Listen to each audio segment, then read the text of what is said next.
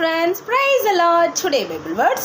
நீயோ உபவாசிக்கும் போது அந்த உபவாசம் மனுஷர்களுக்கு காணப்படாமல் அந்தரங்கத்தில் இருக்கிற உன் பிதாவுக்கே காணப்படும்படியாக உன் தலைக்கு எண்ணெய் பூசி உன் முகத்தை கழுவு. அப்பொழுது அந்தரங்கத்தில் பார்க்கிற உன் பிதா உனக்கு வெளியரங்கமாய் பலனளிப்பார். மத்தேயு 6:17-18 இப்படியாக நம் இயேசு ராஜா சொல்லியிருக்காங்க. ஸோ நாம் நம்முடைய தேவைகளுக்காக நம்முடைய காரியங்கள் வாய்க்கப்படுவதற்காக நம்ம உபவாசம் இருந்து ஜெபிப்போம். அது மிகவும் முக்கியமான ஒன்றாக காணப்படுகிறது பார்த்தீங்கன்னா.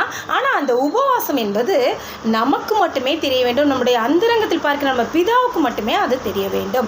நாம் நம்ம உபவாசம் இருக்கிறேன் அப்படின்னு சொல்லிட்டு எல்லாரும் காணும்படியாக யார்கிட்டையும் சொல்லாமல் பிரபலப்படுத்தாமல் நம்ம முகத்தை வாட பண்ணி கொண்டு இப்படியாக உபவாசம் இருந்தோம் என்றால் அது மாயக்காரன்கள் பண்ணுகிற ஒரு உபவாசமாக காணப்படுகிறதா. பார்த்தீங்கன்னா நம்மளுடைய உபவாசம் எப்படி இருக்கணும் அப்படின்னா, நம்ம அந்தரங்கத்தில் பார்க்கிற நம்ம பிதாவுக்கு மட்டுமே காணப்படும்படியாக நம்ம உபவாசம் காணப்பட வேண்டும். அப்பொழுது நம்ம அந்தரங்கத்தில் பார்க்கிற நம்ம பிதா நமக்கு வெளியரங்கமாய் பலனளிப்பார். நம்முடைய உபவாசத்தை ஜெயமாய் நமக்கு காரியங்களை வாய்க்க செய்வார். ஸோ இப்படியாக உபவாசம் இருப்போம், ஜெயத்தை பெற்றுக்கொள்வோம். Okay friends, bye, have a nice day.